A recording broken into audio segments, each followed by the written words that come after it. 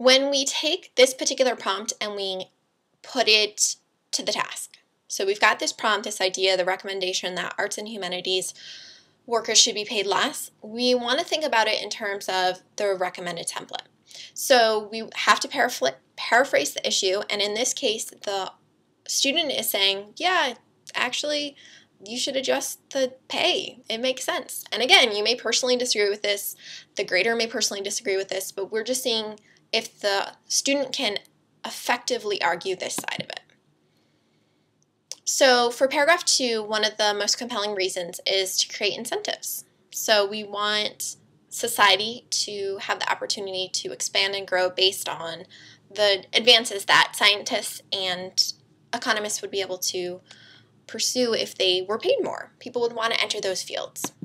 And then for paragraph 3, we do want to assure people that arts and humanities wouldn't become extinct. That would certainly be a concern, and that's a great way to show that you thought of all sides of the argument.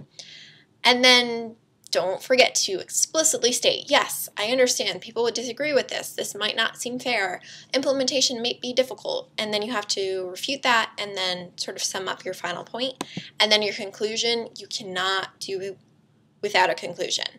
You have to have that conclusion. It's got to be there. And again, you can take your 4th and 5th paragraph and put them together into one paragraph, but you got to have something. And you want to reiterate what you were talking about. You want to continue to be very focused and very determined that your side is completely true. You want to have forceful wording, which is something that you can practice. You want to come out saying, this is what is happening. This is the side of the argument that makes sense. And we'll actually go over the top 7 tips. One of the tips is not to refer to yourself. You're the one writing the essay. So we have our sample essay, and like we said, this is a 6 out of 6 essay. Certainly it's not a perfect essay, but there are so many good things about this essay. So go ahead and pause this video and read through the first 3 paragraphs.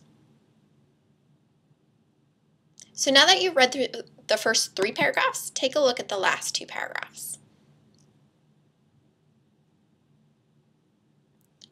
And what you can do is you can rewind the video if you need to go to the first 3 paragraphs and then come and join us here at the second 2 paragraphs, or the last 2 paragraphs. And what you see is you see a lot of specific reference. There is a lot of specifics going on, from the microchip to here we have STEM learning, mentions polio vaccine. There's a lot to this essay, and the reason why it's so dense and compelling is because the student took the time to put in as much specific relevant evidence as possible. So in terms of the proofreading aspect, the student might go through and see there was punctuation missing. A lot of students will have 2 words in a row by accident when they're typing, so they'll have the word to and then the word to right next to it. You want to get rid of those. Anything that's really going to stand out, you want to just demonstrate that you've actually read through what you wrote. They really like to know that you took the time to proofread, because that also shows that you used your time wisely. In terms of being concise, this one's a tricky one, because as you can see, that essay was really long. That's a 6 out of 6 essay. And like I said, you can get a higher score with a 4-paragraph essay, but 5 paragraphs is better.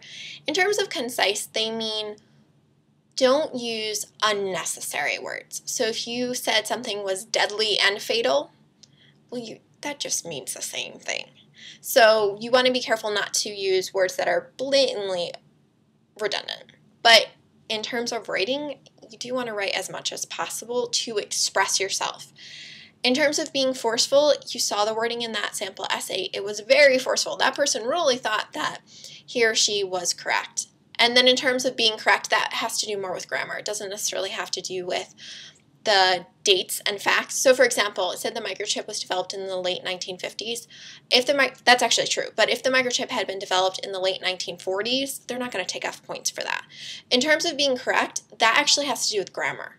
So you want parallel structure, you want proper punctuation, you want to make sure that everything is written in standard English, and you want to come across as someone who has sentence structure that conveys a person's point rather than just tries to get through the essay. So if you have more sophisticated sentence structure, you can really be that much more forceful. So again, the conciseness is wordiness and redundancy. In terms of excessive qualification, that's an interesting one. That one means when you say it is the best. So the best idea is to, or the worst thing ever, both the word worst and the word ever are unnecessary there. So you don't want to provide a lot of excess words like best, better, worst, never, always, those types of words. Avoiding self-reference is a big one. Because you're the one writing the essay and it's your opinion, whether you truly believe it or you're taking that side of the argument just to make it a better essay, you don't want to say I. In that sample essay, you didn't see the word I at all. You saw our society, but you didn't see the word I. Nope, nope.